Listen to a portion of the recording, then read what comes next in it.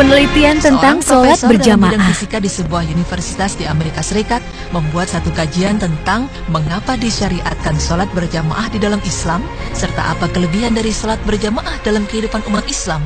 Dari hasil penelitiannya, menurut sang profesor, tubuh manusia terdiri dari dua muatan elektrik, yaitu muatan positif dan muatan negatif.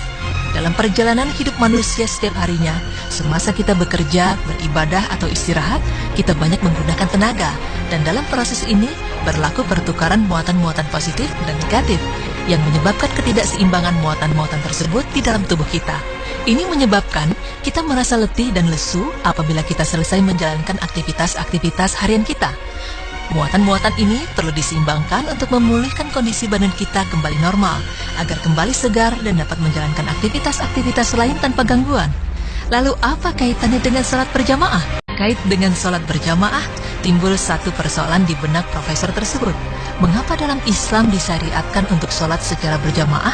Dan mengapa sholat 5 waktu yang didirikan oleh orang Islam mempunyai bilangan rakaat yang tidak sama? Zuhur 4 rakaat, Asar 4 rakaat, Maghrib 3 rakaat, Isya 4 rakaat, dan Subuh 2 rakaat. Sebagai seorang non-muslim yang mempunyai ilmu yang tinggi dalam bidang fisika, profesor tersebut berpikir untuk menjalankan kajian tentang perkara ini dan mengaitkannya dengan aktivitas-aktivitas harian yang memerlukan pemulihan muatan-muatan positif atau negatif tadi. Pertama sekali, sang profesor mengkaji kaitan jumlah rakaat dan sholat berjamaah dan fungsinya dalam menyeimbangkan muatan-muatan elektrik di dalam tubuh manusia. Pada saat melakukan sholat berjamaah, kita disyariatkan supaya meluruskan dan merapatkan barisan atau saf, bahu bertemu bahu dan tumit bertemu tumit. Dan pada saat tubuh kita bergeseran dengan tubuh jamaah lain yang berada di kiri dan kanan kita, tubuh kita mengeluarkan muatan-muatan yang berlebihan, dan muatan-muatan ini akan ditarik oleh muatan elektrik yang berlawanan dalam tubuh rekan kita. Jamaah lain juga akan mengeluarkan muatan-muatan elektrik dari tubuh mereka, dan muatan elektrik ini akan ditarik oleh muatan yang berlawanan dari tubuh kita. Dengan ini, berlakulah keseimbangan muatan positif atau negatif. Maka semakin lama pergeseran ini berlangsung, semakin seimbang dan semakin segar tubuh kita. Penelitian ini sejalan dalam kehidupan sehari-hari kita. Apabila kita bangun dari tidur, maka badan kita merasa segar dan sehat. Dalam keadaan ini, tubuh kita mengandung muatan positif atau negatif yang hampir seimbang. Jadi apabila kita mendirikan sholat subuh berjamaah, kita hanya memerlukan sedikit pertukaran muatan elektrik dari dan ke dalam tubuh kita. Itulah rahasia ilmiah mengapa sholat subuh hanya 2 rakaat. Seterusnya, setelah seharian kita bekerja, membanting tulang atau memerah otak, muatan elektrik ini tidak lagi seimbang dengan kehilangan banyak tenaga dari badan kita. Oleh karena itu, kita memerlukan pertukaran muatan elektrik yang banyak. Dan sholat berjamaah memainkan peranan untuk memulihkan keseimbangan ion muatan elektrik ini. Karena itulah, sholat zuhur berjamaah didirikan 4 rakaat untuk memberikan waktu kepada pemulihan muatan elektrik tadi. Proses yang sama berlaku pada waktu sore. Kita juga mengeluarkan banyak tenaga melanjutkan tugas-tugas kita dan kehilangan banyak muatan ini. Sekali lagi, proses penyeimbangan ini berlaku apabila kita mengerjakan sholat asar berjamaah sebanyak 4 rakaat. Selepas waktu asar, setelah pulang dari kerja, biasanya kita hanya melakukan aktivitas-aktivitas yang tidak terlalu banyak menggunakan tenaga dan waktu yang tidak terlalu lama. Oleh karena itu, tidak terlalu banyak tenaga yang kita keluarkan.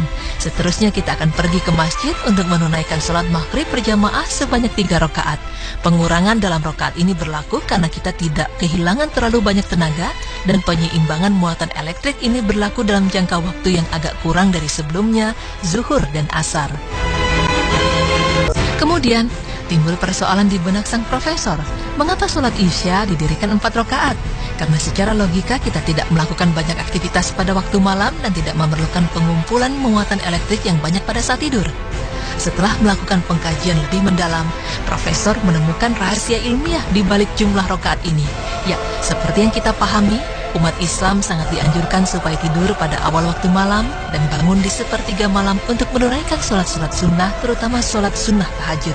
Jadi dari fakta ini, profesor tersebut menyimpulkan bahwa sholat isya berjamaah sebanyak 4 rakaat dapat menyediakan penyeimbangan muatan elektrik dan pengumpulan tenaga yang cukup untuk kita bangun pada waktu sepertiga malam dan menunaikan sholat tahajud. Wallahu a'lam bishawab.